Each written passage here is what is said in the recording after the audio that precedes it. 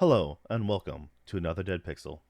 This is a podcast about video games, entertainment, anime, life, a little bit of everything in between. I'm your host, as always, Joe, and with me, the gentleman who's living in a van down by the river, or more like the dungeon in his family member's basement. Nick, how you doing? Doing okay. Been better. Uh, yeah, yeah. Living in a van down by the river. Uh, yeah. Anyway, so I'm dadgummit, of course I kicked my camera. So I yeah, I have a nice little gap between leases, so I'm just hanging out at my parents till the new lease kicks in. Um, so I have a story. I was playing basketball yesterday. And then I went up to get a rebound, and the ball hit my hands sort of oddly because I was competing for the rebound, and I broke my finger sort of. Um, Not like a break. I thought it might be broken, but they did an X-ray and it's not actually broken. But at least not the bone. There's no bones that are broken, but the tendon might be broken. So I have to keep that joint straight for the time being, and then I have to go see a orthopedic surgeon to see if any surgery is needed. Um, so uh, yeah, so that sucks. But it's on my right hand, which really sucks because I'm right-handed. But it's on my ring finger, which I mean, it's used pretty often, but not as often as the thumb, forefinger, and middle finger. So anyway, I'm just having a grand old time. Grand old time, Joe. How are you? How's your life? Doing all right. Been really busy, but I mean, I guess this is the universe way of punishing you for trying to be young again.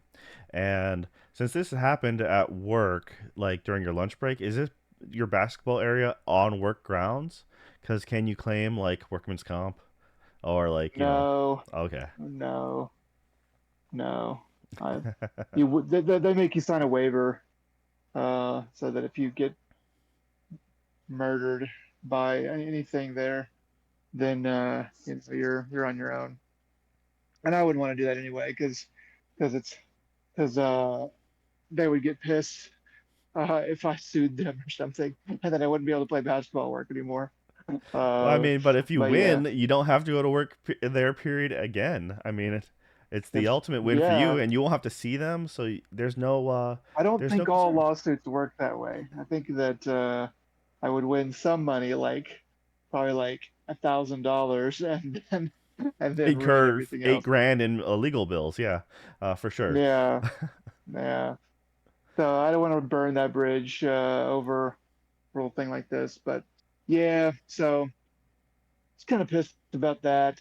Kind of thinking about, you know, whenever this does heal, am I going to be like gun shy? Am I going to need to be more careful? I don't know. It's just sort of a big old irritation, but what can you Just do? switch Uh, to soccer. There you go.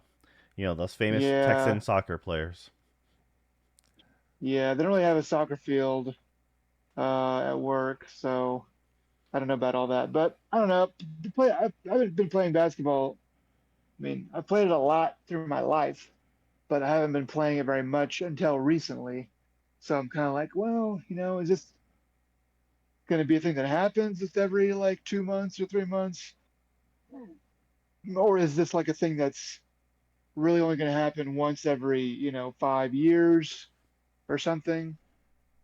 I don't know. But I did jam my pinky finger on the other hand um, in a game, but didn't really notice until after the game and it healed on its own. So, but like I think because of the rebound, because of the ball coming down and me going up, and kind of the force of that caused more violent sort of encounter with my finger. So I don't know, just sort of thinking about what my life is going to be like going forward, Joe. Well, the So important yeah, thing is, did you make the basket? was a rebound, so the ball was coming off of the, the basket, but I had not, but the other guy had shot it. Okay, I did not I thought you were covering secure for a the rebound. teammate.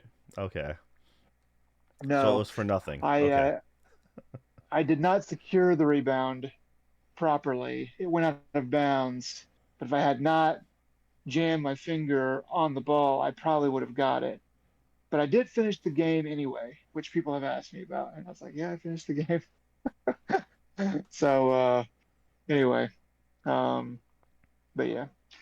So yeah, it's just a lot of suck right now. Life sort of sucks.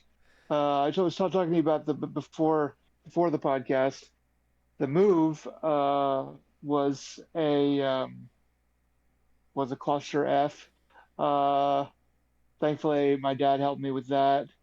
Or else I probably wouldn't have been able to get it done in time. I don't know. I probably would have to pay like another $100 or whatever and I a warned day you more like rent. months ago that no matter what, you're never gonna have enough time, and it's always gonna I be know. like, I told you that I know that. And yeah, so um, yeah, so that was down to the wire. I got it done in time, but it was just moving all evening or afternoon and evening Friday, and then waking up super early and moving all day for about 11 hours on Saturday, getting it all moved, and just being dog tired the rest of Saturday and Sunday not doing anything. So yeah, it's been a lot. I haven't I haven't done much, um, really in the way of anything at all. Um, Gone to work a little bit, but yeah, well, I mean, luckily you don't need that ring finger to play video games, so you'll be set. Uh, thankfully, yeah, thankfully, it'd be a little harder if it was the index or thumb, but you can worst yeah, it case would you suck. Yeah, yeah, just take that cigar get, cutter, you know, make it work. just But yeah, get rid of it. Yeah, so no, we've been busy on our end. My eldest, you know, we're getting ready for birthday stuff, so that's getting friends and family coming over, and that'll be good. Yeah, good. so outside of that, just also tired, but lots of prep work and some other things going on. Uh, Luckily, have been able to Yeah. get some gaming going, so that's been awesome. But all right, let's. There's not a lot of news that we found to be overly exciting, but we got a few things, so I'll let you take it away. Yeah, so I don't have anything pulled up until right now. So we can talk about BlizzCon 2024 has been canceled. Um, this is on the heels of them also canceling their what was it their survival game? Yeah, Yeah, survival game earlier this year, which I didn't know about, but I don't really follow Blizzard stuff that much, um, in general. But yeah, BlizzCon. I don't know. Before we started the podcast, I wasn't really thinking about it, but now that I'm thinking about it, like there's a kind of a BlizzCon's kind of gone down, I think, over the past couple years. I don't really follow Blizzard that much, but every time BlizzCon would happen, the news that I would see would be kind of just disappointment um, in the air, as opposed to, kind of like, oh, that was cool, or oh, that's good, mixed with some disappointment. Um, yeah, so maybe it's kind of a good thing. Um, I don't know. I think Microsoft is kind of since they bought Blizzard, is kind of going like, yeah, you guys don't need to do, you don't need to be doing all that stuff over there. You need to be focusing on games. I don't know if it's a good thing yet or not, but um, probably for the best right now. That seems to be the way the industry is going.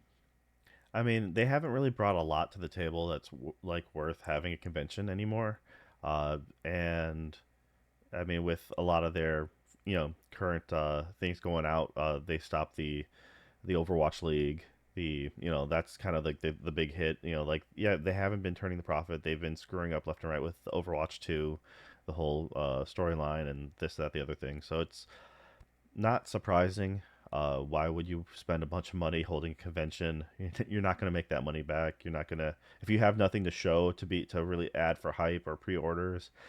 Um, yeah, like you've been mentioning, there's the key to some of that stuff has been always the key takeaways have been stuff like when they tried making like they're like, yeah, we're doing a mobile game or something like that, and people uh, doing their hot takes, or I forget what that year that there was a particular guy who uh, pretended like he was going to ask a certain question, switched it up, and it was like, oh, he got a zinger in on them, and it's like for a hot week, it was like everyone was talking about Wait, his, uh, his, don't you guys have phones? yeah, Yeah. Is that what you're talking about? yeah, stuff That like was the that. Diablo.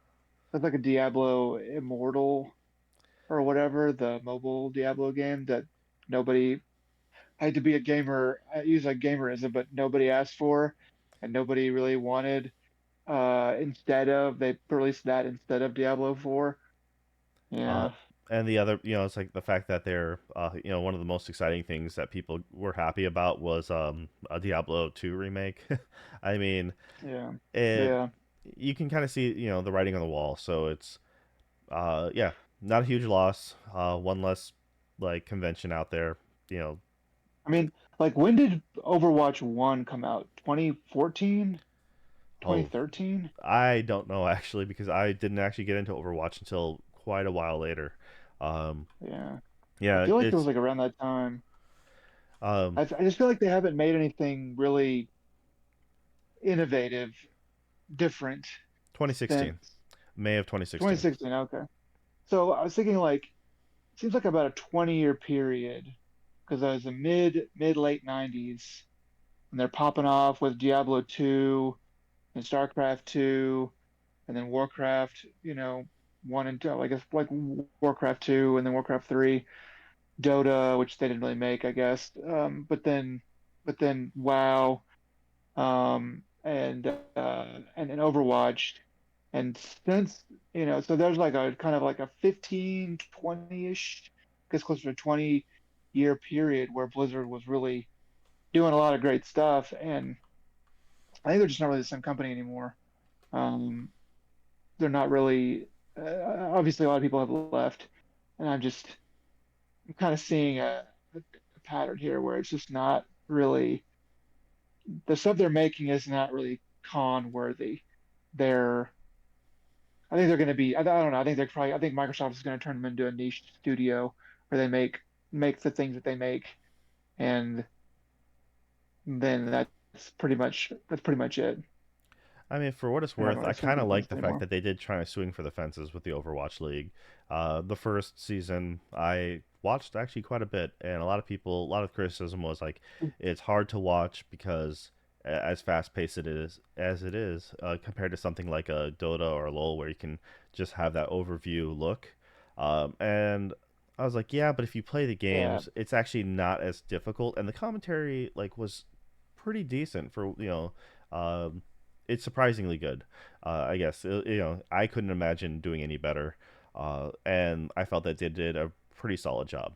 Uh, Afterwards though, it was kind of hard to keep up with it a while, and I don't know. It's just they eventually just started throwing new characters in, and I just eventually dipped out because the gameplay for me was stale. I'd come back for the special seasonal events. Those were fun because they weren't the normal game.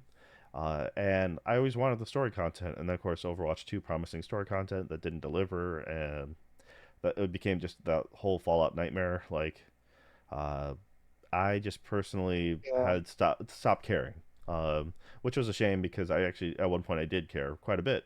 Um, but between the Oh, loot drops and all that stuff, and it was that was also peak. Um, Criticism for the whole loot drops or loot boxes in general through all games, and once they lost the way to leverage that kind of money, and a lot of it's like I felt that kind of put a big halt to the revenue stream for Blizzard. You know, yeah, yeah. Well, I mean, like the character design for Overwatch, just amazing. Like I would play a like I would play an RPG or like an action RPG um, with any one of those characters as the star, or pretty much any one of those characters as the star, because it's just so they're so good, you know. But the gameplay was never really. I mean, it was cool, but it just wasn't for me. But yeah, anyway, so rest in peace, BlizzCon for 2024. Maybe it'll come back. I kind of don't think so though. I kind of think this is probably the end of that type of Blizzard. Um, yeah, I think that things are just gonna be different from now on. Yeah. All right. Uh, well, you know, if you ever have the urge to maybe play like the original, StarCraft or anything like that, Warcraft, you might be able to pick it up on an emulator, and that's something that Apple has finally, after forever, they finally let down the walls and are letting people, actually have emulators on their shops. Didn't know if Yeah, you knew too much about this, or because I'm not an Apple user, but I know you are. no, I didn't know about this. I'm kind of wondering what in what context these are So, just like apps so that I mean, yeah, because there's emulators on Android, right, that work pretty well. You know, you so just have them on the it's Android and exactly that. install So it if you want to be able to play your legally your dumped copy of Nintendo, Super Nintendo, Sega legally, of Genesis, course. uh, yeah, you want to make a digital backup to carry with you on your phone. Or somehow you procure the emulating the ROMs from somewhere. Yes, you can just go ahead and load that up to now you can now access them on your iPhone. That's been a big deal because some of these emulators will actually let you upload your save data to iCloud, and Hmm. therefore as you progress, as you get a new phone, you can then just access that same information, which is kind of a neat thing. Um, the reasoning behind all this is more or less because the whole EU, starting to the I believe it's because the side loading restrictions that Apple has had for so long, Yeah, they're trying to take that gotta. down, and so because now it's like, well, let's kind of get ahead of the curve. It's not so much let's get a piece of this old school gaming action, but hey, Sweet Super Nintendo emulator action. I mean, Yeah, you could it's probably got to play be sweet because of some that. good PS1 games on there. I mean, uh, I mean, you could probably play on a iPhone 15 Pro Max or whatever. I wouldn't be surprised if you could play PS2 games. At least not too surprised. Maybe some like Persona 4. Um, you could probably play that. Maybe even more because the games that come out on iPhone natively, I mean, like Genshin Impact can be played on an iPhone. It's pretty much made for that, and it runs really well. And maybe they're doing different things. Maybe it would have to work differently. Maybe an emulator needs more raw power. Um, but I could see how you could play. You have to up to PS2. PS3 might be getting pretty Uh, dicey. PS3 So emulation is rough in general, but also because of the cell yeah, processor, so that's why it's. But you could probably. Rumor has it that, or at least last time I heard, people are trying to get like Dolphin, the GameCube emulator oh to yeah. work and stuff like that. So yeah, it'll be welcome to you know, I don't know, I mean, 2000 and I mean, the 2000 with Android or something like that. It's I feel like oh yeah, we've had emulation on Android forever, so um, finally having some yeah, parity. but now that it's on Apple, it'll actually be good. Emulations, it's the same damn process, man. It's like that's the thing is Yeah.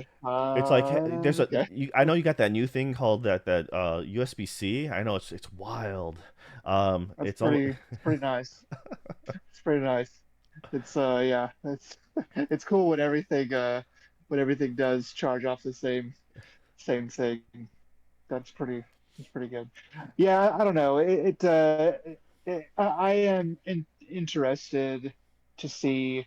I could never really get emulation running easily and conveniently. Whenever I had an Android, I think I played with it for a little bit. Try to get some like try to get like a like a PlayStation 1 emulator or something going. And I kind of threw my hands up after I was like, well, what am I really doing here? So anybody that can do that a little bit easier, which I don't know if it'll be any easier on an Apple device. I kind of doubt it, but I don't know. I just don't understand why we have to turn to emulators. Why we have to turn to third-party emulators. Like Yeah, I like mean, shouldn't Sony have this stuff? It's like these are old ass games. They're not even really selling anymore. Make the like if somebody can do this for literally for free, like someone is literally taking their own time and money to set up a server and do all this stuff for free, put it out on the internet for free. Can't you pay like one dumb engineer to set some things up and then charge like, penny arcade type prices, like $1 or whatever? I just don't understand why it's just it's anyway. That's kind of a different topic, but yeah, well, I wanted to Nintendo's rant about it. always been bad about rehashing their old stuff. I mean, we didn't talk about it, but the fact that the Wii U and the 3DS shop is now officially closed, so you can't get Yeah. access to any of that stuff, anymore. Um, but at this, some would argue just buy yourself a Wii U and then just hack it yourself with homebrew and an external hard drive, and you're good to go. You can have the library that you want. Um, Well, I mean, that's the biggest argument in favor of emulation and in favor of saying F you to those companies. Because, like I just said, literally hobbyists do this for free and at their own expense, um, on like a personal budget. And it's like it's all there, and you're just not letting us have access to those things. So I would really like someone to explain, like someone from those companies who really knows. And I guess they have to worry about giving away trade secrets. I would even sign an NDA to just understand. Someone just sit me down and explain this is why we can't do that because of all of these things and all the money and all that. Just explain it to me, and then I would sign an NDA. And then every time this came up on our podcast, I would just like, Joe, okay, yeah, I don't know, that's crazy, weird emulation stuff, weird, and I just wouldn't say anything. But at least I would know for my own personal satisfaction. Yeah, unfortunately, a lot of the old Japanese companies are very archaic with their mentality, and yeah, they don't necessarily want to go through the effort to resurrect some of their back catalog or go through the hoops to jump through for licensing. And some of the old games and code are dead, so lost to time, and no one wants to backwards engineer. I mean, a lot of people will or already have to a certain extent. But yeah, a lot of people are like, hey, if you give me a Nintendo Switch and let me pay like you mentioned, penny arcade prices, $1 to rebuy, like show like people have proof that they've bought things on the Wii shop. Uh, and then when for the Wii, I believe for the Wii to Wii U, you were able to pay a transfer license cost. Uh, Yeah. and I didn't own the Wii U, so it didn't matter to me. But you can pay a small price to have that license carry over, and then you can play it on the Wii U. If you could do something like that forever, for each Nintendo system, people would keep on transferring their license, just chucking a few more bucks, and then those who never heard of or haven't had a chance to legally play an old game, like, hey, what's the original Metroid like? They would go ahead and buy it for 5-10 bucks, probably even up to 20. I mean, it's a little rip off, but I people mean, would. yeah. And Yeah, then like I mean, yeah, even a rip-off prices, just have it there, have it available, have it possible to go back and play those old games. I mean, they're kind of doing that now, but I just, you look at Steam and it's like this and PC games in general, and I can play a game that was released on Steam, you know, 15 years ago, Um, I can just read I can just download it on Steam. It's And like then you have also we didn't bring this up, but convincingly Xbox. They're reassembling a team for talking about backwards compatibility for their next system. So they're actually having people look at it, and trying to figure a solution so that when their next console comes out, they'll already have systems in place to be able to play, uh, older games because they did that for a really big part of their library, from Xbox to 360 to Xbox One, all capable, on the series, um, and that's great. Now they're looking to the future to be able to still be able to carry those games over and somehow be able to play them. Granted, I believe that it's going to be because they're talking about doing a handheld or somehow having a system, like um, they were talking mm, about somehow getting Xbox in a smaller form factor. So therefore, if they're pulling something like a Switch, or a Steam Deck, as it were, they want they want your titles to be able to transfer into the Xbox ecosystem. Um, because Phil Spencer talked about having like a Legion Go or something like that, being like, hey, this isn't, this could be an Xbox. Um, so yeah, you might have to look at, the rumor of them switching from uh, AMD to Nvidia. Uh, that would be a different architecture, so they couldn't. They'd have to do a workaround of some sort. It wouldn't be just a straight port. You're having to right. communicate differently.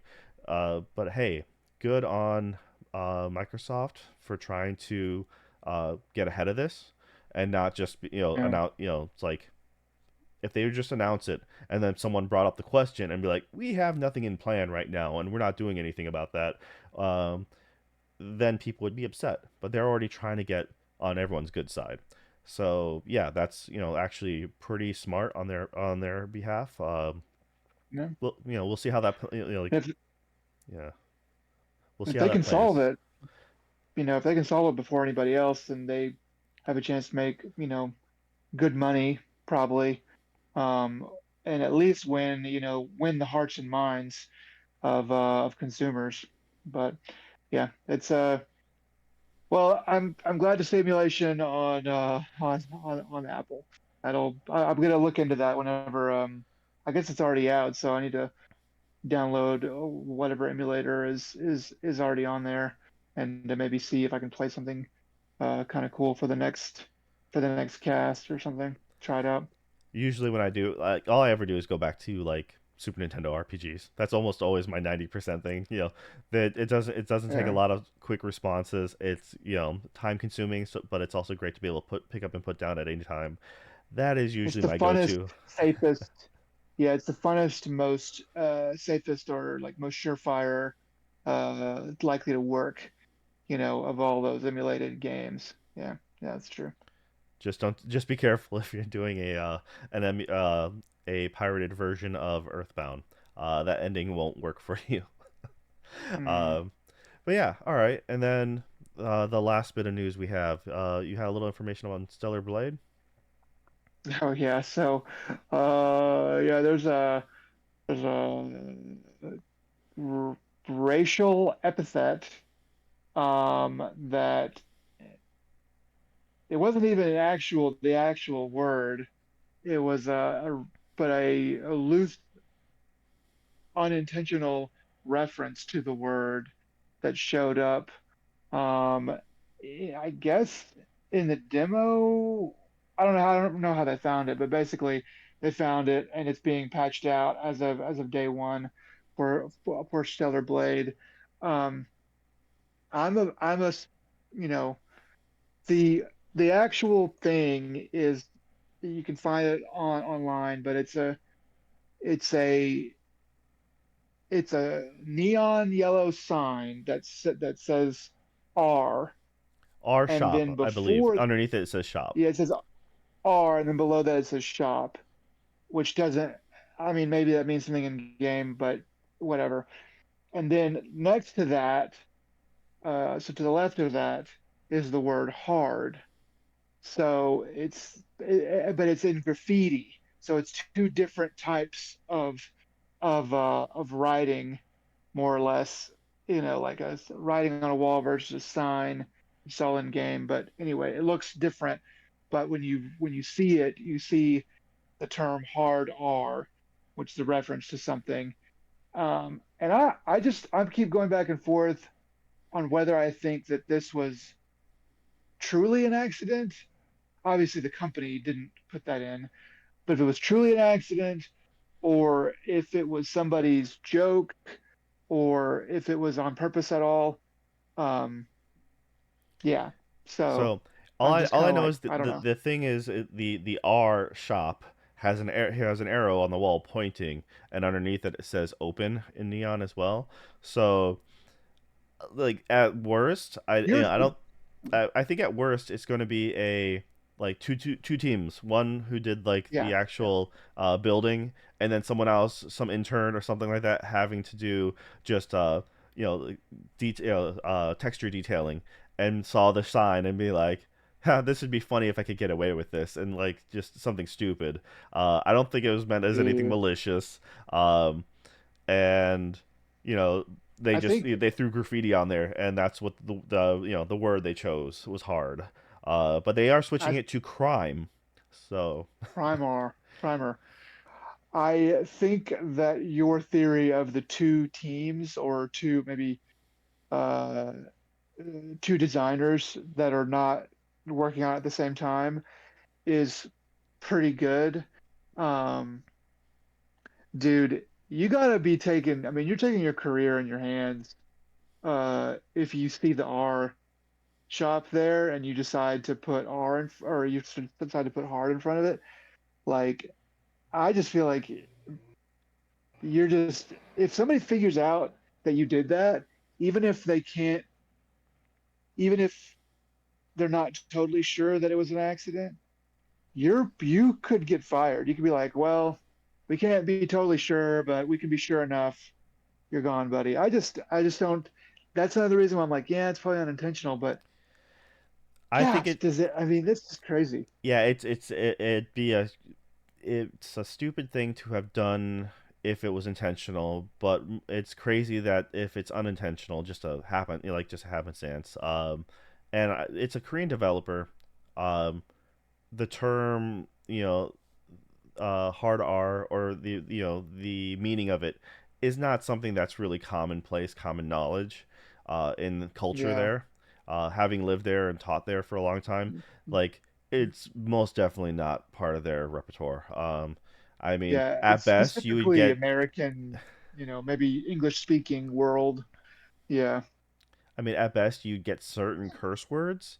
Um, you know, like you'd say, like F or something, but that's because their TV and movies were more or less uncensored.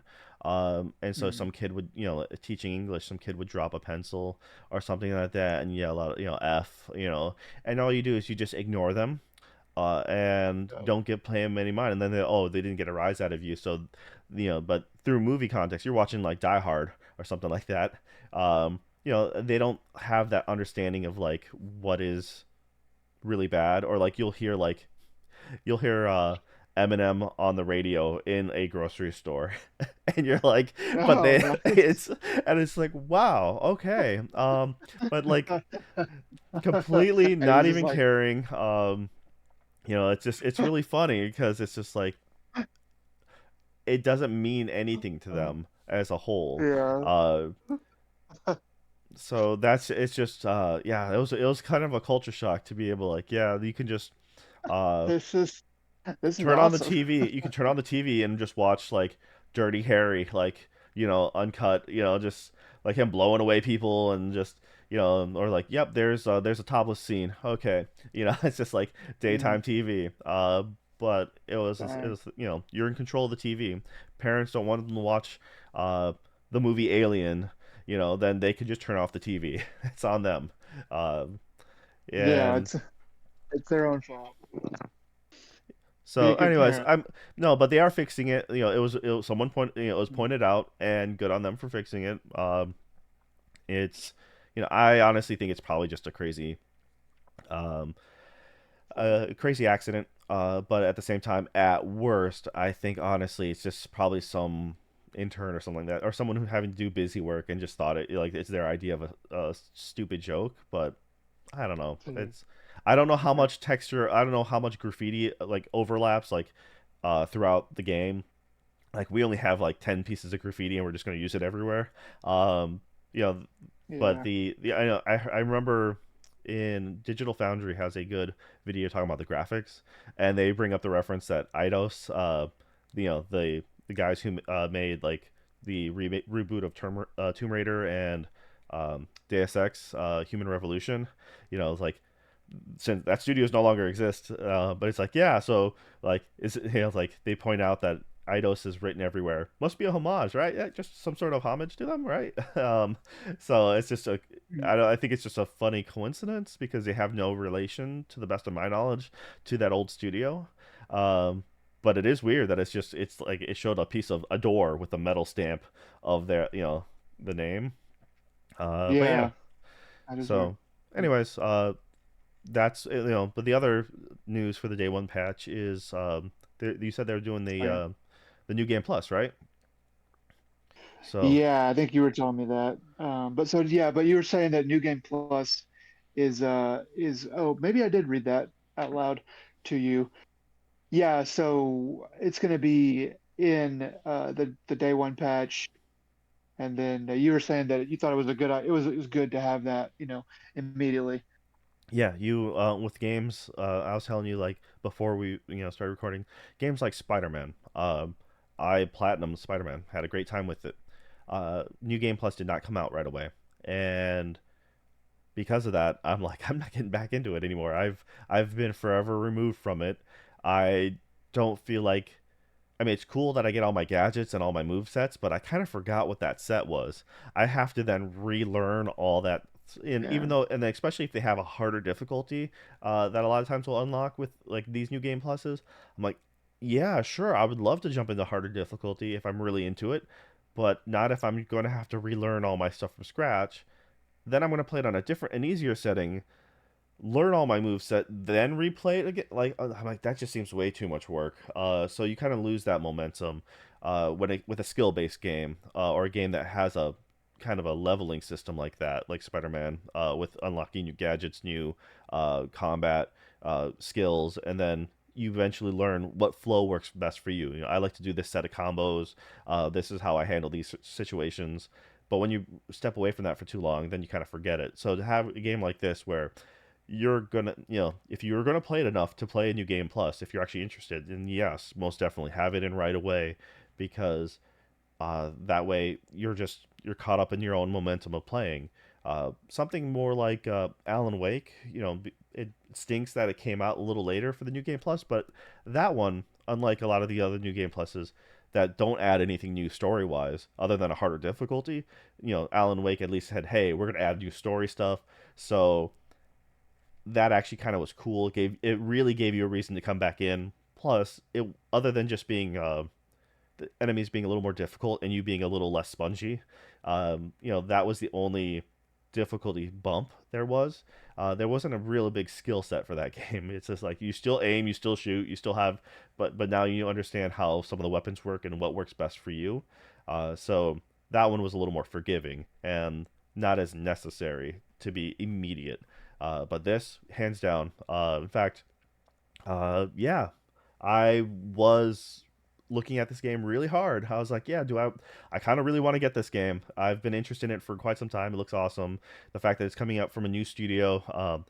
Was it Shift Up or is it Upshift? The fact that I just forgot that. I think it's You're Shift Up.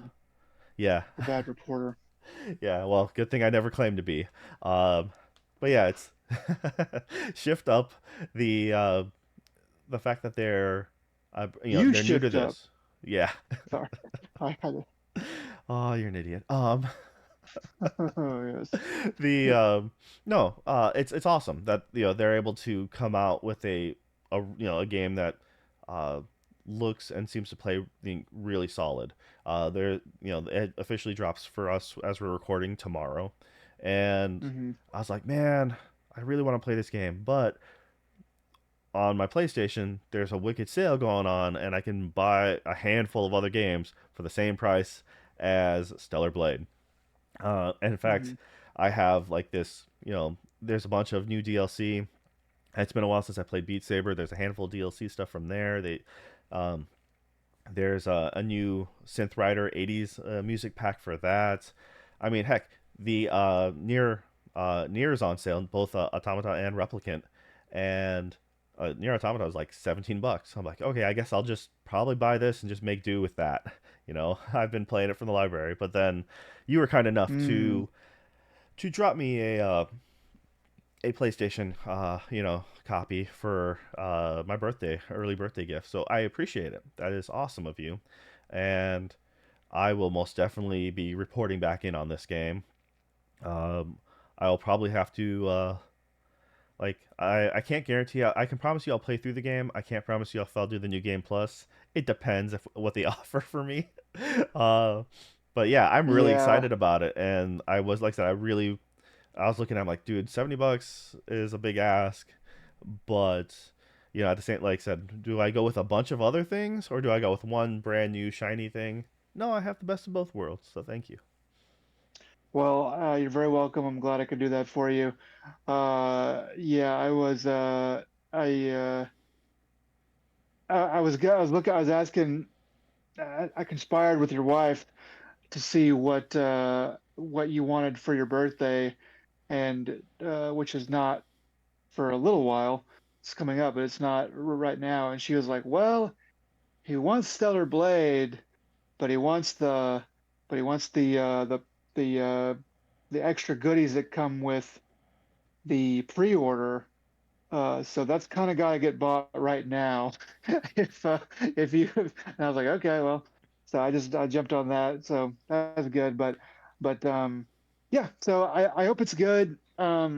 The reviews, the Video Games Chronicle gave it 4 out of 5 stars, and then they're saying what a lot of other people are saying too, that it's mechanically. I think that's the word they use. Anyway, it's a good playing game. It's a stylish game or mechanically really good. So that's cool. That's really all that we really want from it was those two things, and then we'll see for ourselves how good it is and report back because Yeah. I will also be playing it. Yeah, because that's one of the beauties of the digital copy is the fact that you can go ahead and have a friend, one friend share your account, and you can both play. The fact Yeah. is, though, this game, uh, it's funny because I had mentioned it to her. I'm like, I had recently saw some reviews go up, and I saw that Digital Foundry tech specs talking about it and stuff. I'm like, yep. I'm like, this is really cool. Blah blah. I mentioned it. I'm like, yeah, but I'm like, yeah, it's either that or I can get a bunch of these other things. And then she thought she was being sneaky, but like she was texting away. I'm like, that's really odd. But also, Mm, I have a very bad history with her when it comes with surprises and gifts. So she likes to mm. think she's being sneaky, and then I stumble upon said gift, and then she yells at me for it. It's not my The fault you Christmas left gift in the attic. the packing slip on the table. Like the packing slip's on the kitchen table, and I'm like, oh, this packing slip, and like you weren't supposed to see that. I'm like, well, sorry. Um, It's on the kitchen table. I don't know what to back tell you. when we were dating, it's like it's like happened to look at her DVD shelf. I'm like, oh, you have this DVD. You weren't supposed to look there. I'm like, well, sorry. And then she's like, you always do this. I'm like, I always accidentally find it. It's not like I'm rummaging through your drawers. I'm like, I am literally just Yeah, finding it in the open. I, Um, I it didn't break the lock on your diary. Like, it's just like it happened like 4 or 5 times, and I was like, so the moment I see her just texting away. I'm like, so what's up? She's like, yeah, I'm just messaging my sister, blah blah blah. I'm like, okay. there you I'm are. like, I thought she was messaging my other friend because I'm like, that seemed like something. It Uh, surprised me it came from you. I'm like, okay, but at the same time, I'm mm, just like, I'm not even gonna poke or prod anymore. I'm just gonna like stay completely. So she well, didn't. I was just like, I'm gonna let this be a surprise and let her have this it's one. like, yeah, so close to my birthday. Hmm, Yeah, interesting. it was just It's like funny. those. It's like that. It's that Futurama. You know, like. Those eyes that narrow. 100%. But yeah, Uh, it was just funny. Like I can't poker prod. I can't even if like it's like that's the problem. Is like, oh no. wait, I like there's an Amazon gift coming. Oh, like the whatever it is being delivered. I'm like, huh, what's this? It's like you're not supposed to look. I'm like, well, I guess I shouldn't have my Amazon notifications. How should I? Like, um, but yes, that is the if anyone else ever has those kind of troubles, you can relate. But that's apparently I'm always accused of it's my fault for accidentally finding out. So, uh, Yeah. gouge out my eyes. Wear your muffs all the time. Just stay in the dark through birthdays and holidays. Um, Granted, if it weren't for Uh, her, I probably wouldn't celebrate my birthday. So I'm grateful. you just drink a little more. Yeah. It's funny Okay. because it's Well, true. Uh, yeah. Well, let's hope it's good. Let's hope it doesn't suck balls. If it does suck balls, then you don't have to play it. Don't worry about it. Um, maybe you can get a refund or something like that. Spend that money somewhere else. But well, yeah, I mean, like I said, we've it'll be good. A good single player story. But then when we do get to play together again, we'll be doing hopefully more Helldivers because that's been pretty yeah, fun. So all right, well, since we've been playing, talk about what we've been playing. I'll kick us off with we've been doing a little more Helldivers. That was good. I've they nail the theme and it's just like the feel of that game is just so good. Um, we're doing it as a two-man squad, and every now and then somehow we get thrown in with other people or people jump in and I'm like, you are supposed to set it to private. Uh, this I person didn't know that the obviously has first way time. more game time than us. Like drop in the orbital stuff Yeah. and just turrets galore. Like yeah, like this They guy's did well show more us some prepared. stuff. Yeah, that guy kind of knew a little bit more, but he's also kind of an idiot. He kind of did some weird stuff that I was like, okay, that doesn't really make sense why you're doing that. But so he had more game time, but not more IQ, in my opinion. But yeah, we did a little bit more. Um, I got my PlayStation set up in here, but I'm not really super confident in the internet uh, to be able to run Helldivers right now. There's a hard line, but I've got to negotiate with other people that live here to be able to make that work. Hey Dad, So it's my game time. Get off the internet. It's my game time. yeah, yeah. It Okay, you reminds need me to make a you're call. reminding me of like 90s and like the early 2000s. The Hang dial-up. up the phone. I need to get online. Yeah, dude. Oh man, when you're on dial-up and then nobody could make a call or could call in or call I've out. been trying to call you for the last 2 hours, God, man. The line was busy. oh, dude, man, that was such a weird world. Just and then being like, God, what a weird world. The internet was so cool at that time too, because it was like totally. I mean, for me, it was like totally new and totally like this insane world of like anything. And then yeah, but you had to sacrifice your phone line. Very strange times. Anyway, so yeah. I once had to hook up my computer to the internet in Japan via payphone in the summer because Oh, they had the you Ethernet told me jack. this Or story one time. oh Yeah, my goodness! So here I am using a phone card, popping it in. I'm running, I'm trying to run this in, but I'm trying to hook up my U.S. computer through their Japanese like server, and it's in the summer, and here I am in the phone booth just sweating buckets. It is just a sauna in this thing, and I'm like, I just need to send this email out because I haven't yeah. spoken to anyone on my side of the world in forever, and it was just bad because there wasn't a spot for my laptop, and so I'm having to hold my laptop, and it's just like it was a nightmare. All I can remember is like, oh, Oh, was it Cool Hand Luke? He's just in the hot box. Um, and so like, oh man, all right. So if no one's gonna know what the hell Cool Hand Luke is, but it's a great classic they should film. redo that scene. They should redo that scene, but with but with you in a Japanese phone booth. I want to Oh leave, but I man. can't. I'm tethered. But yeah, it was murder. It took me forever to work it. I think it like over half an hour or something like that. It was just like the first thing I did is walk Oh to the nearest god. convenience store and just stand by the magazine rack, just to pretend like I'm reading, just so I can have the AC blowing on me. Oh, dude, you're lucky you didn't pass out. That's I that was in is high scary, school. man. I had a higher tolerance, but I also came from Georgia, and before that Guam. So the hot and humid weather was familiar to me. But at this, you know, You, you didn't drink as much back then. dude, It wasn't your birthday. I was so tight.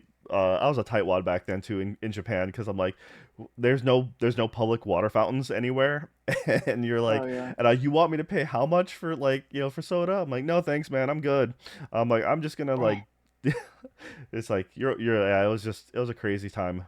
Uh, it was neat that you could do that. It sucked that I had to, but gosh, yes. All right. those are the days. So outside of Helldivers, you were telling me you were playing something else too. Yeah,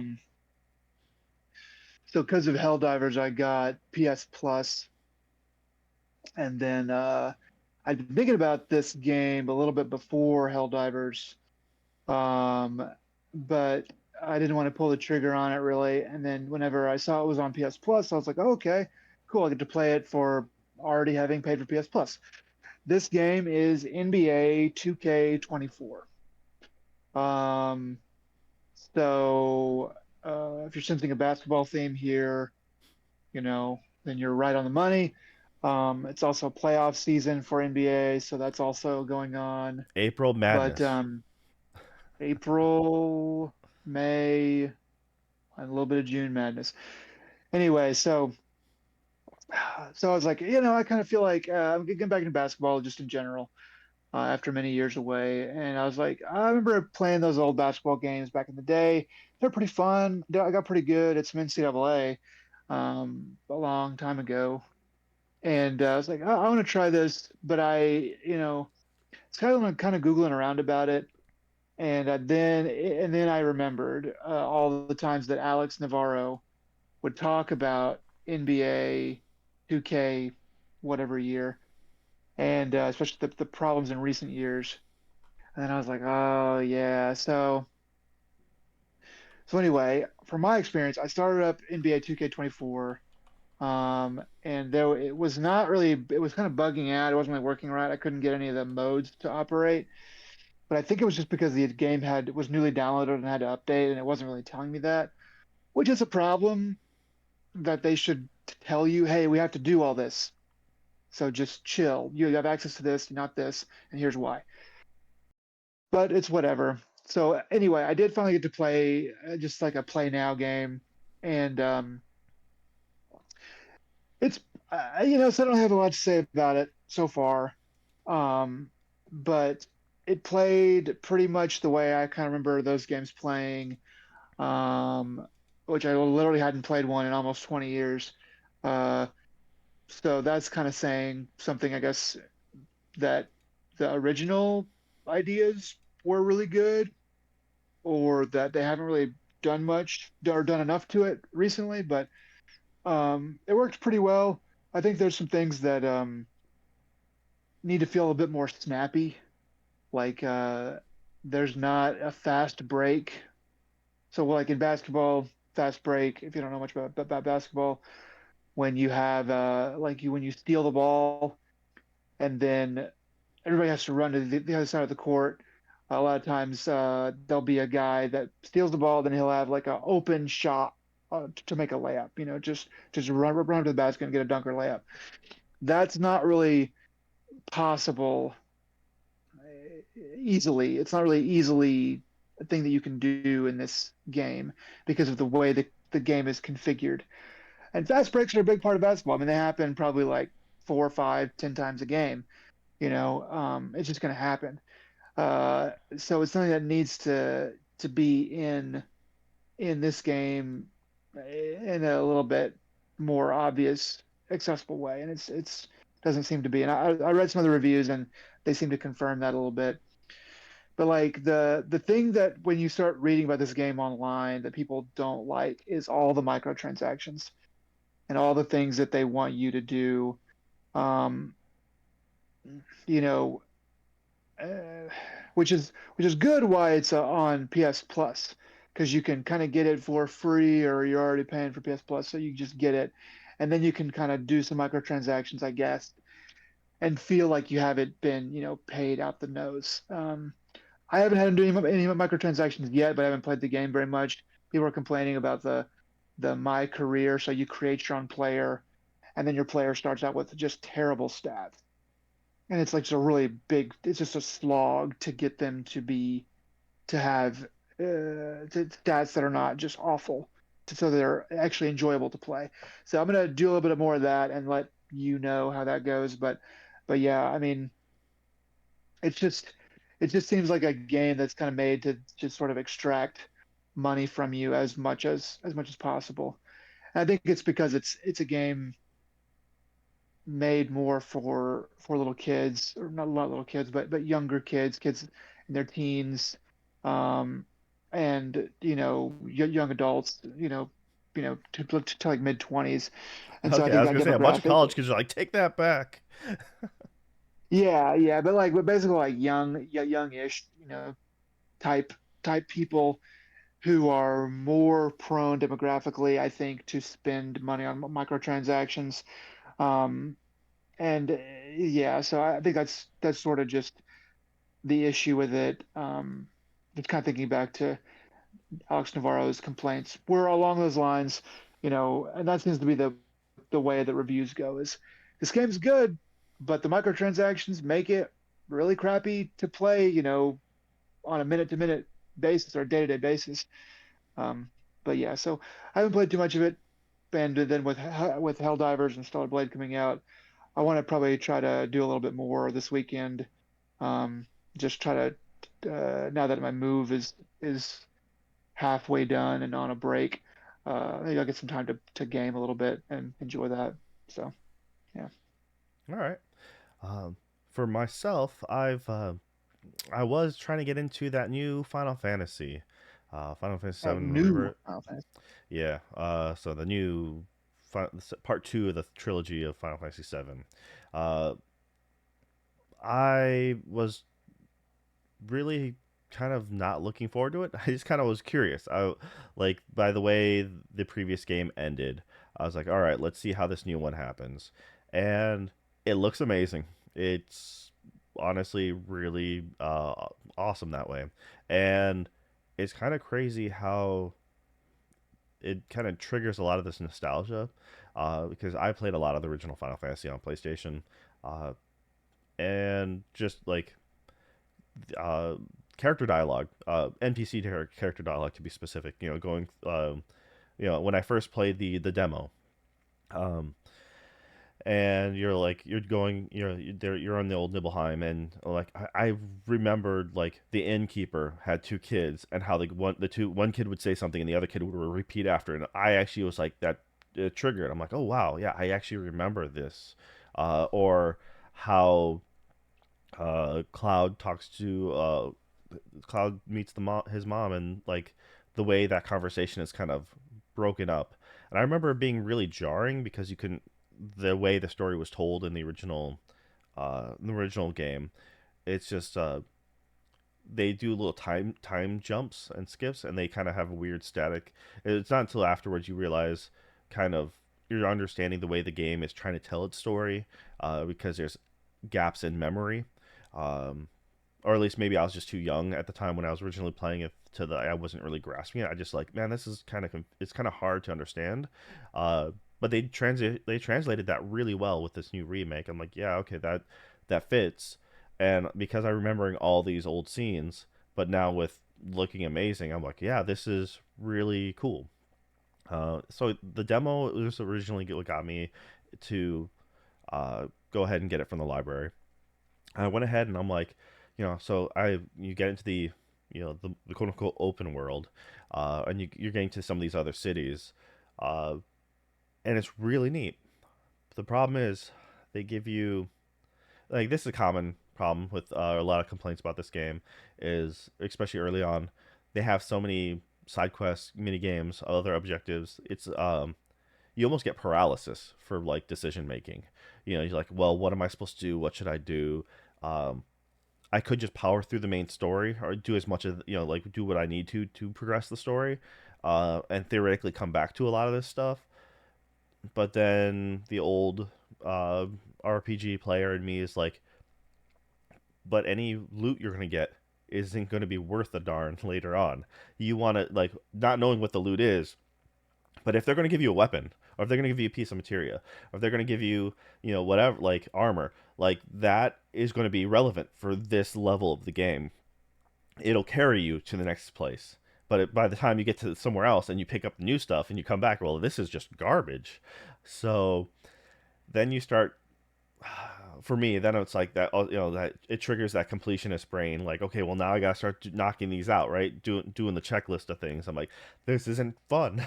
Like this is starting to become a chore, and Oh yeah. it's like so. I was like, I want to know what happens, and I'm really curious. And I'm trying to be vague for anyone who actually is interested but wants to, you know, I'm trying to be spoiler free. So that's why I'm not saying like a lot of specific names or stuff like that. Um, the common joke I've made to you, like off air, is always, yeah, I should just wait until they come out with the third game, which will probably be on the my bet is cross gen PS5, Pro enhanced, and also PS6, right? And they'll come out with the trilogy on PS6, all visually upgraded, something like that, so you can play one, two, and three all together. Um, but honestly, I would like to play this game and really get into it. I just feel that the amount of time it really takes to like fully see everything in the game is just too much that I just can't afford it.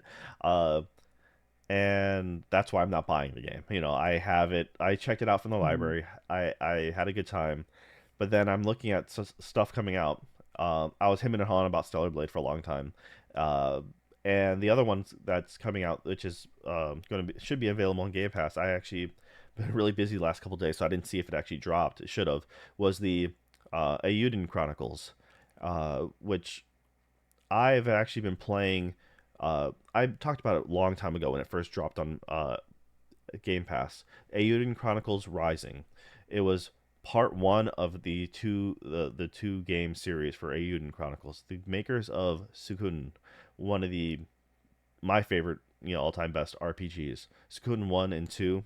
Uh, 3 was uh 1 and 2 were on the PlayStation 1. PlayStation 2 had 3, and I believe 4. And they continue to make a few more.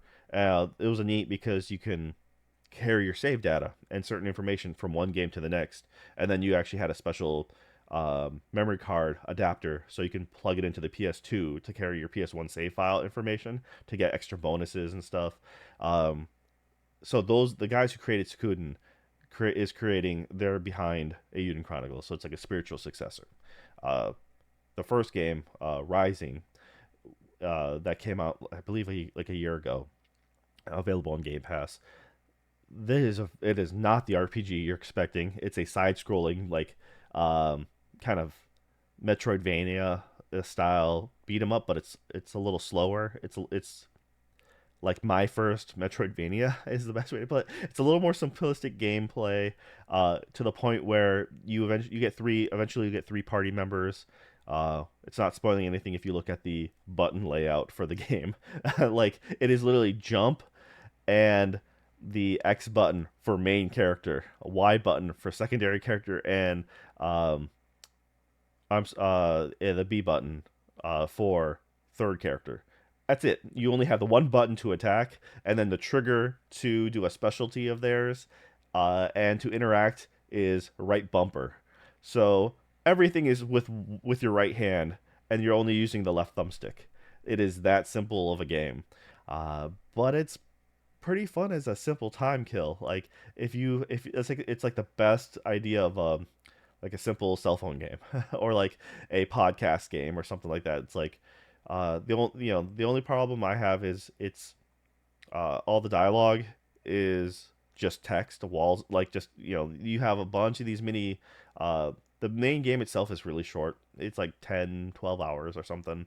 Uh, Now, if you do all the side quests, you know, they're just simple fetch quests. Like a lot of times, they'll have like 10 people that need help, or like 5 people, and then I just talk to them and like, hey, we need this item, and this item. I'm like, well, first guy, boom, I already have it. Like you wanted ore, boom, got it. You need you're rebuilding this town. I'm like, you need wood. Hey, cool, I already collected that, so I just instantly collect those rewards. And that's kind of satisfying in its own right. But every time someone talks, I was like, I wish they had some speech text, like some voice acting in here.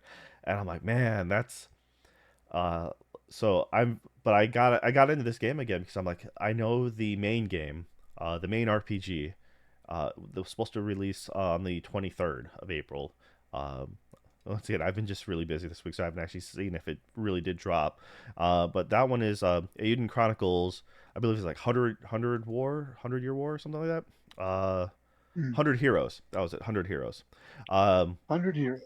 yeah. So that was uh, there's supposed to be something that like they originally said some sort of information will transfer over from first game to the second game. So I kind of did it as a I'm curious about this, and it kind of hits that old nostalgia, but also the um, Eiyuden Chronicles Rising is such a simple side-scrolling beat 'em up that it's kind of it's a fun little story. It's a unique art style, and it's kind of great to do in the background. I literally just been streaming it off my phone, playing it on that, while Mm.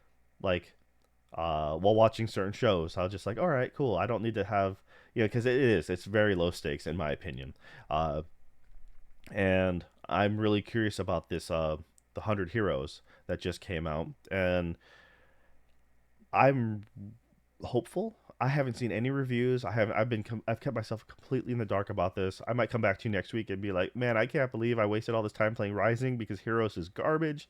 That could happen. We'll see. Uh, I hope not. But yeah, I'm right now. I haven't beaten the game yet. I'm very close to the end. But also, I've been going the 100% achievement. Like I've been doing every side quest that comes by, and they are not hard. It's just more or less just there's a couple biome areas. In fact, to explain how easy this game is, you can see there's a quest board, but you can just go into your own quest menu. When you select a quest, get one from them, they'll tell you straight away. You need to find somebody, and you look in your own menu, look at the quest, say, hey, this person is in by the quarry. So like, okay, cool. You can just fast travel to the quarry. There they are. And then if you're actually having to go like from the town into the actual like battle area, um, you go into the woods, and so the woods has the Metroidvania layout. You have a bunch of rooms, so you just look at the map. So you make sure to under quest highlight whatever you need. Like you need to collect ore, you need to collect wood, beat a certain bad guy. Select it, then just look at the map, and you'll see the exclamation point in whatever zone. You're like, okay, so I need to go over 5 rooms down. Cool, that's it, and you can just quickly rush your way there without a problem. It's kind of crazy how simple this is, but it's really nice to be able to not think, I guess is the best way to put it. I'm like, it has a Mm. baseline story that's okay. Nothing it's not a page turner, not yet. I'm waiting for the the third act turn or whatever, like to see. I have a suspicion. But honestly, it's just like this is all just an appetizer, I guess, to the real RPG that is 100 Heroes that I'm hoping for. Um, Mm. and if it's anything like the old Suicune games, those games let you collect they call them 101 stars of destiny. So you literally could get 100, like 100 extra characters, and you built a fortress of some sort. Like the original game, you had like a castle, and you could easily mess up and not be able to recruit people. But if you did it right, you theoretically can recruit like 100 people to your area, and they built up your castle for that's what made the original game of Suicune so neat. And so the fact that this is a spiritual successor, 100 heroes, I'm like, Roger that. You're right. You already clicked it with my brain. I know exactly if this is anything remotely like the old games. Um, Suikoden 1, if I remember correctly, it was like, well, Suikoden 1, you played, there's a big war going on. Suikoden 2 is like, hey, guess what? What if you were on the other side of the war? And now your hero is now your enemy kind of deal, but, you can, and thanks to your save data, you can kind of carry over some of those characters, their stats, some of that basic information. It wasn't like a crazy amount, but it was just cool to do because nothing really did anything like that back then. Um, and yeah, I just had such a great nostalgia and love for that old franchise. So I've honestly, I've probably talked about this way more than I expected to, but uh, if you really want just something as easy to play on your phone, if you have the Game Pass, you just use the Xbox app. It's like I said, it's not difficult at all. I have myself the PlayStation control. I'm using a old PS4 to play Xbox games. PS4 controller with a like cell phone dock, and it works really stupid well. The only problem is when you're doing a fishing game and it's giving me Xbox buttons prompts like A and B and X and Y, and I'm like, okay, I have to like in my brain I'm holding the PlayStation controller, so I'm like, I have to remember A B, as opposed to X and circle. But yeah, Hmm. no, it's nothing special. I would say probably, I don't know, uh, a 6.5. It's just okay. Hmm. I mean, yeah. So it's almost like if you wanted to play if you wanted to play it just to experience it, but just breeze through the main story, then I wouldn't stop you. I wouldn't say, dude, at the same, especially if you wanted to carry over. But I need to see now that the game's supposed to be out, what data carried over. But it was a busy game. It was a busy work game that I had for like the last couple weeks. I'm like, yeah, I'm just gonna knock this out a little bit here, a little bit there, and um, honestly, it's been worth it. I've been entertained, and yep, that's been about it for what I've been playing. I mean, between the Helldivers, Final Fantasy, and now Eiyuden Chronicles. Uh, but yeah, I'm looking forward to what I could. I'm looking forward to that 100 heroes, seeing what that's all about. Also, now looking towards Stellar Blade. Super excited. But I am giving up on Final Fantasy for now. I will come back to that at a different time in my life. But like I said, Yeah. it does such a good job with the nostalgia. It really does. It's so super awesome. Yeah, that game is runs on nostalgia. Hang on just one second. I'll be right back. Nick is back. So what you been watching, man? What have I been watching? Oh yeah. So I started to watch Suzume. Um, and I already forgot the director's name again, but the guy, the same director that did Weathering with You and Your Name, and yeah. So Makoto I started to watch. Shinkai. Yeah, Makoto Shinkai. Yeah. So I started to watch that, and gosh, so a lot of times I will, get my dinner ready, and then I'll sit down and watch a show. If it's like Brooklyn Nine Nine, not knocking Brooklyn Nine Nine, it's a great show, or even like a Delicious in Dungeon, or just any other show. I'll sit down and eat and watch the movie or show. And because I'm looking down at my food and I'm looking back up, looking down, and it's no big deal. But with this, the animation is really good. It's just really, there's plenty of CG kind of mixed in with the hand drawn kind of aspects of it, but it's just so good that like I've watched like 10 minutes of it on two separate occasions while I eat, and I'm just like, I need to sit down and watch this like just by itself without anything but maybe like popcorn or something in my hand. um, because even just like looking down every once in a while, it just makes me miss um, the really awesome animation. So that, and I was also kind of this was early last week whenever I should have been moving. or doing more moving, and I but so I wasn't really, but I was still kind of like, I need to do some stuff, so I really wasn't able to dedicate much time to it. Anyway, so I want to try to watch some more of that, but it's um it's interesting. The animation is just pretty pretty incredible. I have to I have to say it's very pretty. Um, and yeah, anyway, so I'm gonna try to get to some more of that, and then some more shows as well. Like another one of these that you have on the list. I've been hearing a lot of good things about. So we'll get to that in just a second, or now maybe. All right. So yeah, I went ahead and saw that the at least the first episode of Fallout. I meant to watch the second one right out the bat, but I didn't realize that they just dropped the whole series right away. So surprise, surprise. Uh, and I don't have the time for that, so I just went ahead and gave the first episode a shot. Uh, and it hits all the right vibes. Like they know how it feels. They know what fans are looking for. Um, they do a lot of things right. And of course, because of that, they're getting rave reviews.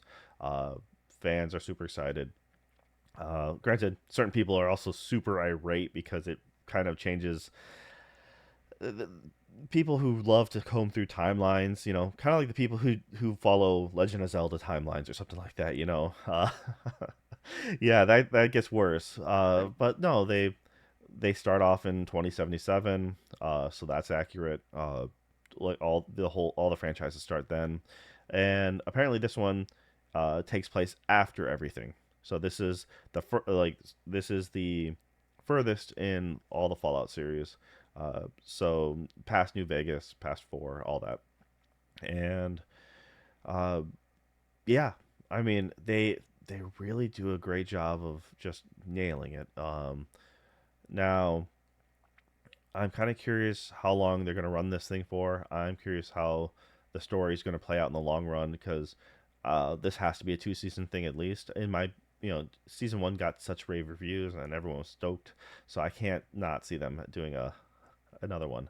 Uh, but honestly, yeah. Granted, because of that, they also sales shot up incredibly high. There's going to be the new Fallout 4 patches to the new consoles and stuff like that, and that you know which PC players are like, and but it's uh, to be honest, I love Fallout 3. It's probably my second favorite Fallout. Fallout 2 is probably my favorite.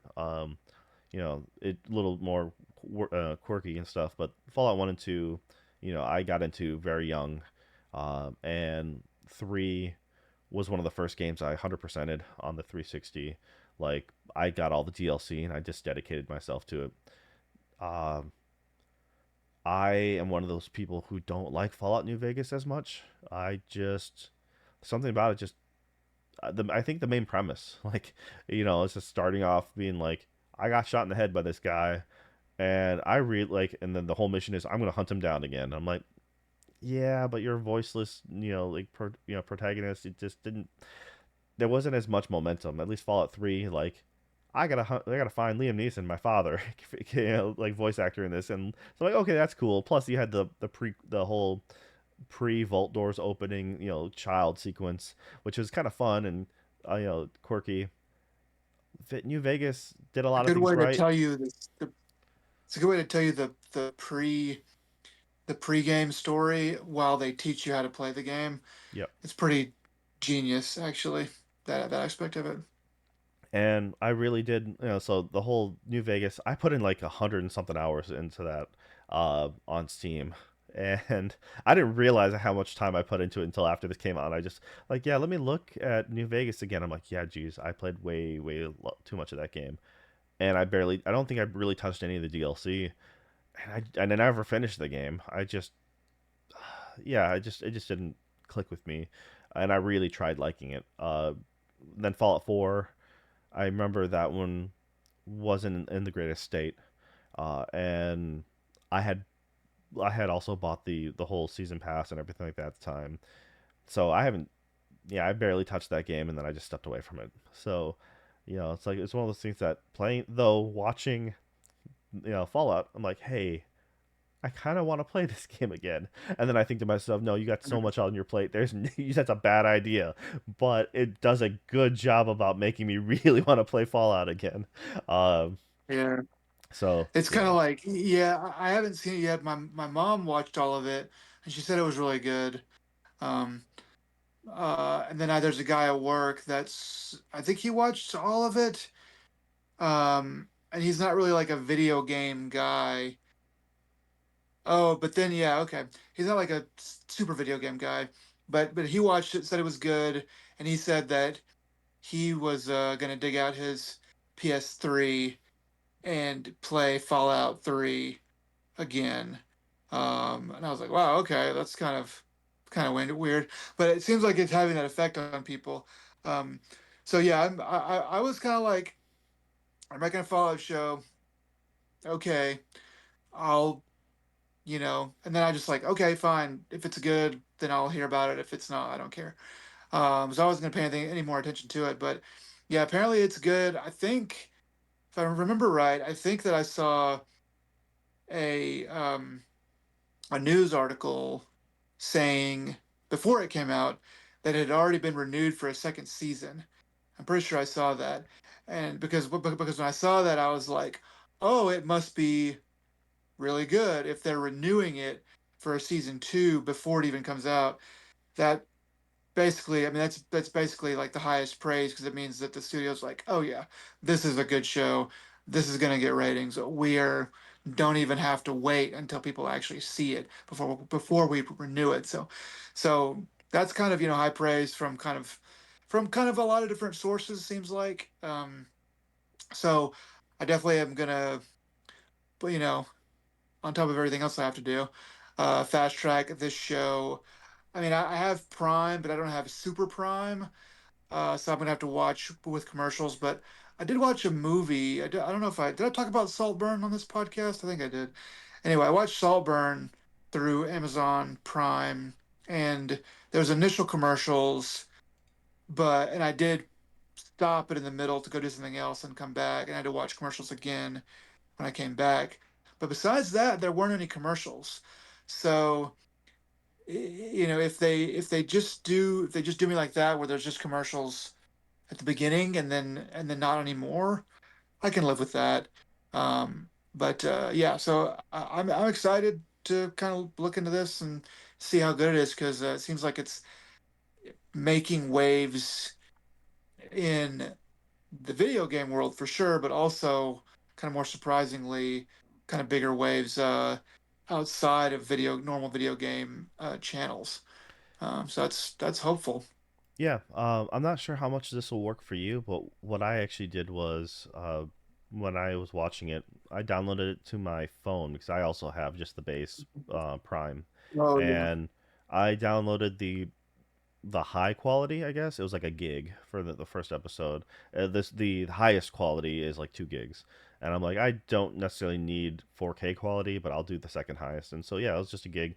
Um, there was a little hitching while watching it still, so it was kind of like that's kind of weird. It's a little, it feels like lag, but it should just be downloaded to my phone, so I'm not really sure. And my phone's not that old.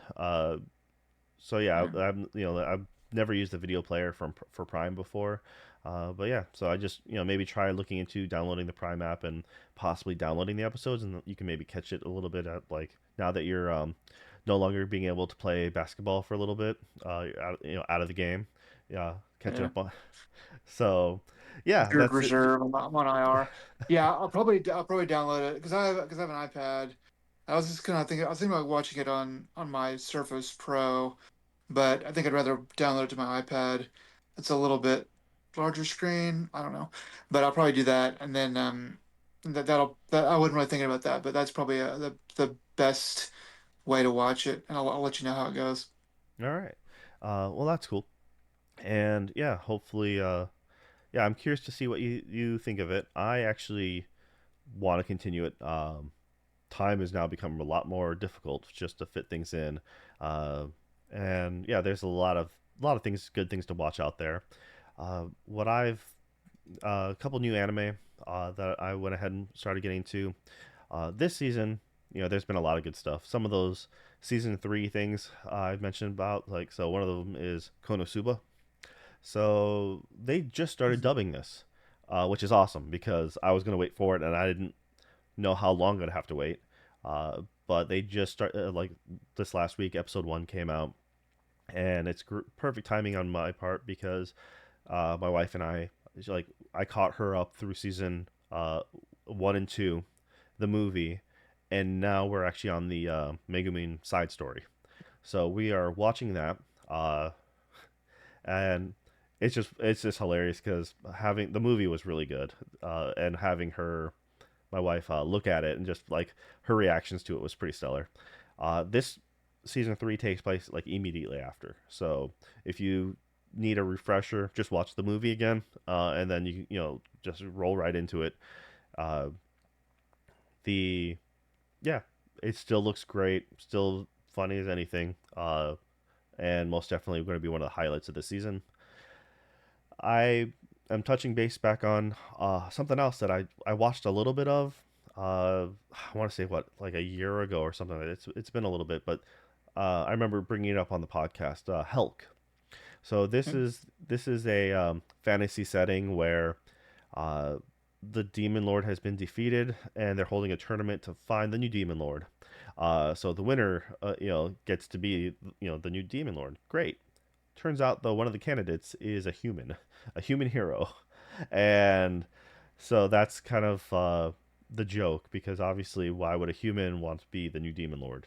Uh, and one of the uh, one of the heads that are hosting this like the main generals as it were, they're freaking out the entire time. So this was the main guy, Helk. He looks like, you might remember this part, he looks like the American cover of Breath of Fire for Super Nintendo. Yeah. He has that blue hair, long hair, chiseled jaw, and the opening theme song hits this organ keynote that like reminds me of like Final Fantasy 6, or like, it's just, it hits a great little nostalgic melody just in the very beginning. Then just the first handful of notes, and the this has been getting English dubbed now. I watched it. I kind of let it go to the wayside when I was originally airing because I just didn't have time for it.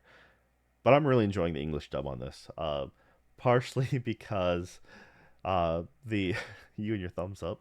Uh, Stupid iPhone. Yeah, so anyone who's just listening to it, Nick, he accidentally had his thumb up, and iPhone that has this little bubble come up because it's like, yay. Um, no, anyways, Hulk is doing this thing. Like the voice acting in it is great. For me personally, because the main female character, her she plays Osaka from the original Azumanga Daioh, and it's like she plays a character who, as the series had progressed, she got dumber and dumber. Like the very first episode, she's like, "Oh, she's a normal person. She's from Osaka, and she's a little slow. She has a real name, but then everyone just nicknames her Osaka, and it sticks." Uh, but then, like as the episode's gone, like we need her to be just a vacant space, and it's kind of funny. But then having her be explosively angry and cursing, and just be this like raging all the time because it's like thinking everyone's incredibly stupid for like being happy that there's a human hero in their midst. uh but yeah, this I've currently watched 4 episodes now, and like it's surprisingly all right. Like I was not expecting to enjoy it as much, and it's kind of a weird breath of fresh air. I mean, in the sense that it's not an isekai story. There seems to be an actual underlined actual story to it. It's not just a comedy, but it is a lot of stupid silliness, at least in the front. And now things are getting a little more serious. So we'll see how that progresses. There's a lot of mystery involved, like just a lot of unknowns that will hopefully get flushed out. So yeah, Helk. If you want a comedy, give it a shot. That's set in a fantasy world. And the last thing I'm going to mention that I'm really been liking is that Kaiju number 8. Uh, 2 episodes are out so far in English. It's being simulcasted, so when it comes out in Japanese, it's coming out in English. Uh, yeah, super solid. Like the budget on that one is great. Okay. Episode 1, like the sound, the music, it's awesome. The Yeah, it's just solid all around. I'm liking it. I know it's got a lot of hype beforehand. So, but usually when something gets that hyped, I usually come into it very skeptical. But then again, it's a kaiju Well, thing, so I'm okay with it. well, I was not immediately captivated by the manga. Maybe it was just the mood I was in, but I just remember being like, feel like this is not doing anything particularly new or interesting. But it's it's a kind of idea that might work better in full color, fully animated with enough money thrown behind it, where it's like, okay, if we can throw some money behind this, it will be really cool. So maybe it'll shine more. If it's watch another episode, let me know if it's still good, and I might give it a try. Yeah, because Um, I'm currently 2 episodes into it right now, and I've been enjoying the crap out of it. The things I like about it, though, I mean, the actual as far as story front goes, uh, real quick lowdown is set in alternate world Japan, modern day, where kaiju, giant monster creatures invading is common enough that they have like a special task force to deal with them. Um, mm, so they like there's a giant lizard, like I don't know, 12 foot tall something lizard monster like crawling along, and these soldiers jump out of the helicopters and just completely like land unassisted onto like rooftops. And you're like, all right, cool, power suits or something, genetic enhancement or power suits, one of the two. Um, and they have heavy weapon, like 50 cal sniper rifle equivalents or something, and they shoot at it, and it just explodes into a bloody mess. And then the next scene is the cleanup crew, and that's where your main character is. He's just a member of the cleanup crew who has to dismember and dissect these kaiju and get dispose of them and do whatever. So it's I kind of like the fact that they uh, face the logistics of that, because there's an old manga and anime called Gun Parade March, where it was like uh, something similar, where there's monsters, kind of a invading force, and we're losing ground, but they have mechs to deal with them, and you see occasionally like side characters as they're unloading their machine guns, and the shell casings are like hit the awning of a residential roof. The hot casing melts the awning, and then you're seeing them like the supply team having to clean up casings after the fact, or how they're bringing in extra ammunition. And I kind of like those small little details when you like, not everything is just the main hero, the Flash. There's an aftermath, there's a setup process, and so the fact that like yeah, the main character, he's part of the cleanup crew. I'm like mm, that's kind of funny. He's kind of washed out. Has been he wanted to be part of the military force, and he kind of gave up on it. He never made it, and so that he has a new recruit joining the cleaning crew, whose goal is to join said task force, and yeah, just some hilarity ensues and some suspense. Episode 1 ends at a really good little joking cliffhanger, and it picks up right away. Episode 2, like full running, and yeah, so I think it's going to be an interesting show. I'm hopeful for it. I did remember you mentioning how you weren't so hot on the manga, but once again, I like kaiju stuff, so I'm a little bit more of a sucker for it. Um, mm. I've always been a Godzilla fan, so it's more my cup of tea. Um, but at the same time, I'm like, yeah, there seems to be enough creativity behind this, and I'm okay, cool. These are more like the power suits are something along the lines of kind of like Gantz, opposed Okay, I was to gonna say, yeah. they're like a skin tight latex kind of suit, with maybe some cybernetics, opposed to a an exoskeleton suit, or something like the book like Starship Troopers or something like that. So they seem to be more of that kind of you know EVA plug suit kind of deal, but with enhancements. So that's why Gantz I think is the best correlation. They finally get to show it in episode two. Uh, Someone picks up a car and tosses it, and so you're like, okay, that explains it. Like that's kind of the gist and how they can survive a helicopter jump, unassisted. So, Yeah. and it makes it So you look can really cool. show, So yeah, yeah, it's like we can do something cool and show you what this, explain to you the rules of this suit, essentially what it can do, so that we can then go off and do more stuff later. Yeah, yeah, yeah. People have been hyped for it. It's a popular series, um, and it has every reason to do well. I definitely hope it's good or stays good. yeah, for sure. But all right, well that is the few things that I've been watching for anime, and I recommend all three of them. So, all right. Well, if you made it this far, we thank you. And Nick, what are the words of wisdom you have for our folks today? Start packing. Even if you're not sure when you're going to move or if you're ever going to move again, just start packing. If you think this is my forever home, I don't care. Just start packing today. And that thing that you think that you're going to need between now and when you move, you don't. Just pack it, put it in a box. All right. My words of wisdom on that front are, especially if you move a lot, like every couple of years you're upgrading apartments or whatever, uh, don't unpack. Just you already have it in boxes. Leave them in boxes. Don't ever Mhm. open them. Sometimes you can just leave them taped the entire time, and that way you can just load them up the next time. I have boxes It's from like the like that's like the meme of the guy.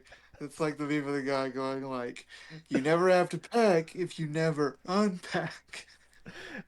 yeah, Or I've the exploding brain, like they're like the brain enhancement, like yeah, yeah, and the other thing is, honestly, you don't need that anymore. It's okay to get rid of it. It really is. Especially if that box you haven't opened, unless if it is like, even if it's old childhood stuff, like chances are it's safe to get rid of. It yeah. really is. And I'm unfortunately notorious for not unpacking because it's like, yeah, it's just I just have plenty of boxes in storage or in certain spots. Be like, yeah, I really need to get rid of it in one form or another. But one day you might actually need it, or when it does happen, be like, you know what? I have that. Give me a moment. And you come back like, the entire time of me holding this for years in a box is worth it because of this one instance. Um, I win. yeah. Uh, Yeah, you know, Collecting successful, not hoarding. You're collecting it, just like yeah, it's not a doll. It's an action figure. Um, but yeah. yes, I have literally like probably like 20, 30 USB-C cords of different lengths and quality from all the different things that I've bought over the years that come with a tiny little one or a longer one or this one. And I have almost as many USB-C cords, but it's just stupid. It's just y- stupid. for sure. But yes, most definitely. If you know you're gonna move 2 months in advance, start packing immediately. Whittle your stuff down. 4 weeks out, have the bare bones. Literally have what you need for a solid week, and that's it at best. And then when you procrastinate because you're too busy watching TV and you're like, I'll get to it later, um, just remember garbage bags are your friends. Throw everything into garbage bags. They are flexible. They will throw on top of all the stuff in your moving, like your moving box truck. Just chuck it, and it'll just mold around all the furniture. That's fine. But yes, so Yeah. hopefully won't have to be doing too much moving in your future. But if you heed our words of advice, you might be doing just a little bit better. All right. Well, thanks y'all for sticking around. This has been ADP episode 73. Until next time, Y'all take it easy. Bye.